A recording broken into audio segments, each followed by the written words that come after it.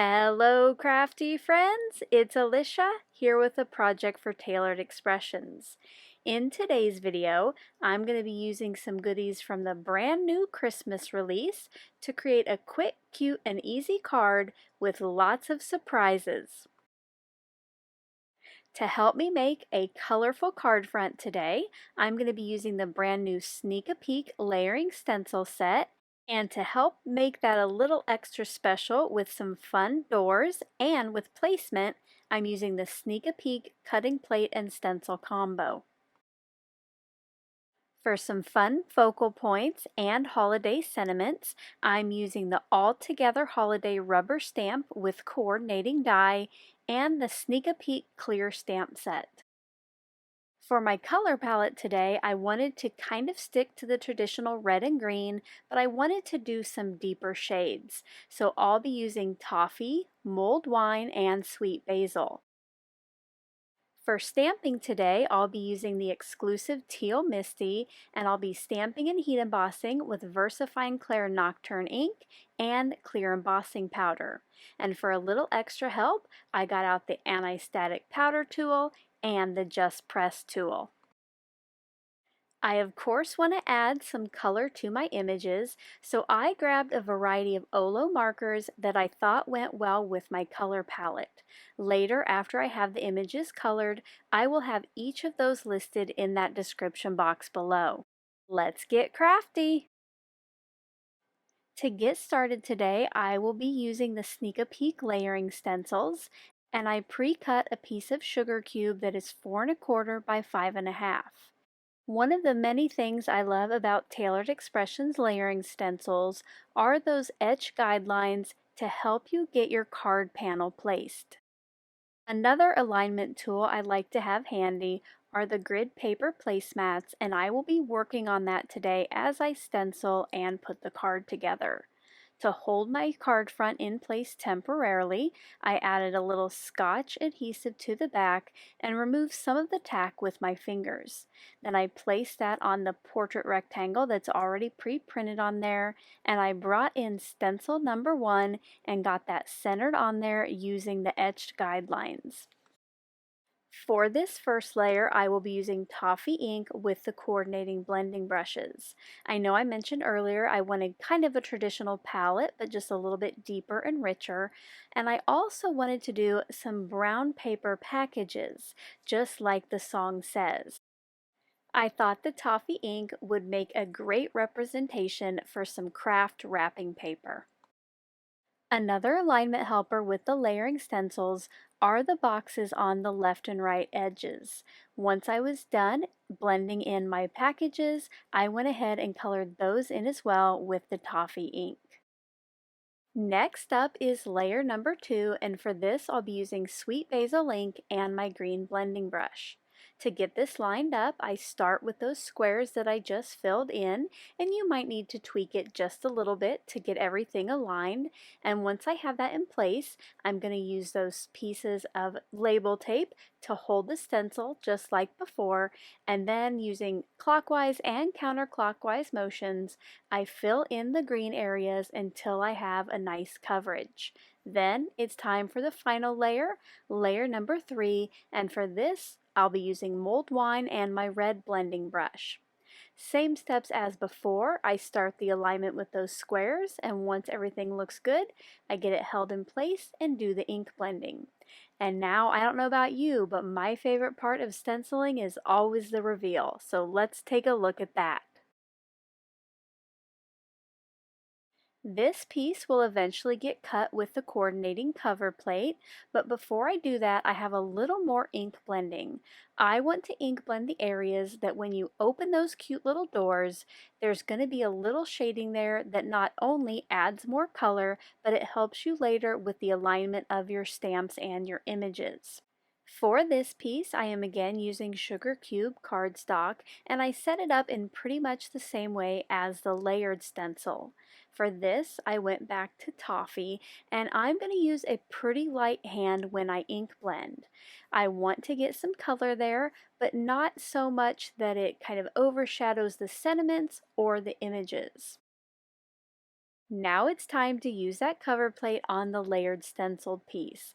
I just fell in love with how these doors were cut. I like that they're hinged on different edges for lots of fun openings. I will be using a combination of stamped sentiments and images behind each of my doors. To get started with the stamping, I will be using the All Together Holiday stamp, and I will be stamping and heat embossing this on some Express It blending cardstock. This works great with the Olo markers that I'll be using later. Once my stamp was in place, I inked it up with the VersaFine Clair Nocturne ink, and I did make sure before I took that to my cardstock that I had it prepped with the anti-static powder tool.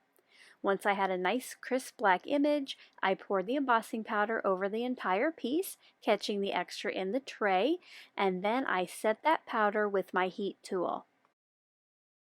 And now it's time to get these cuties colored up.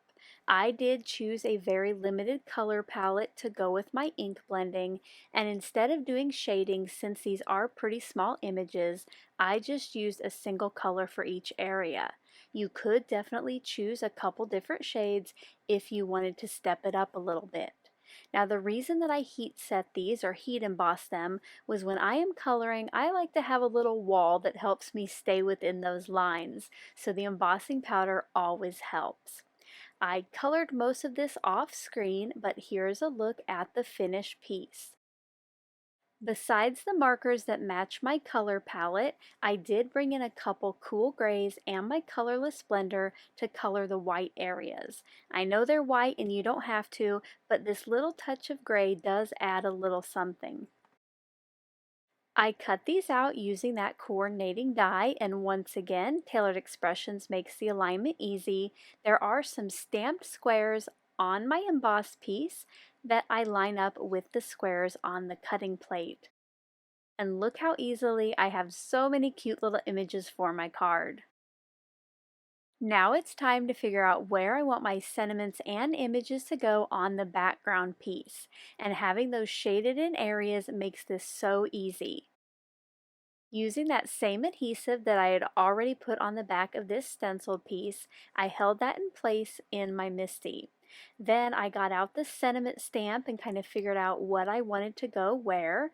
The one I really knew off the bat was the "You Are a Gift to Me." I wanted that to go in the tall, skinny one on the bottom left. For the rest of them, I kind of played around with the size and the placement. And once I had all of those figured out, I brought in my images and decided which ones I wanted to use and where I wanted them to go. Once all of those were in place, I wanted to do a little test before I stamped onto my background. For this, I picked up the stamps with the door of my MISTI, and then I placed a piece of clear acetate over my stenciled piece. This way, when I ink it up with the black ink, which it doesn't matter what color you use here, I get a good idea of if my sentiments are centered and straight. And they did look really good right off the bat, so I cleaned the sentiments off to prepare them for the final stamping. For this, I decided to bring in the colored inks again, the Mulled Wine, Sweet Basil, and Toffee, and I inked the sentiments up in different colors. I removed that very carefully from my MISTI, trying not to move the pieces too much, and then I brought in my Bearly Art liquid glue to adhere those down. I like this glue for that fine tip on the bottle and the fact that with liquid glue you get a little bit of wiggle time or wiggle room to get the placement just right. After those were all dry, I brought in the layered stencil piece that I had die cut, and before I put that onto the background, I did take a minute and I went ahead and opened the hinges carefully, making sure to get a nice fold where the crease was. Not only will this help the recipient figure out where their fingers can open each of those doors, but here when I go to add my glue, it was easier for me to see where each of the openings were, so I only got it between that. You definitely don't want to glue a door closed. You will also want to make sure you get in between each of the presents. Once I had the adhesive on the back of that, I flipped over my background piece with the images and sentiments and centered that as best as I could on the back. Now before I pressed it down firmly, I did flip it over and open a couple doors to make sure everything looked okay, but it did, so I set it to the side underneath the book to dry nice and completely.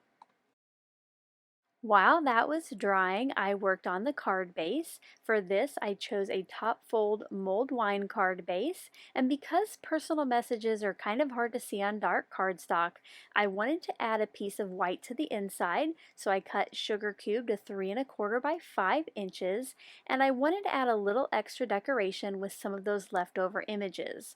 So I chose a trio of those, adding them in the lower right-hand corner.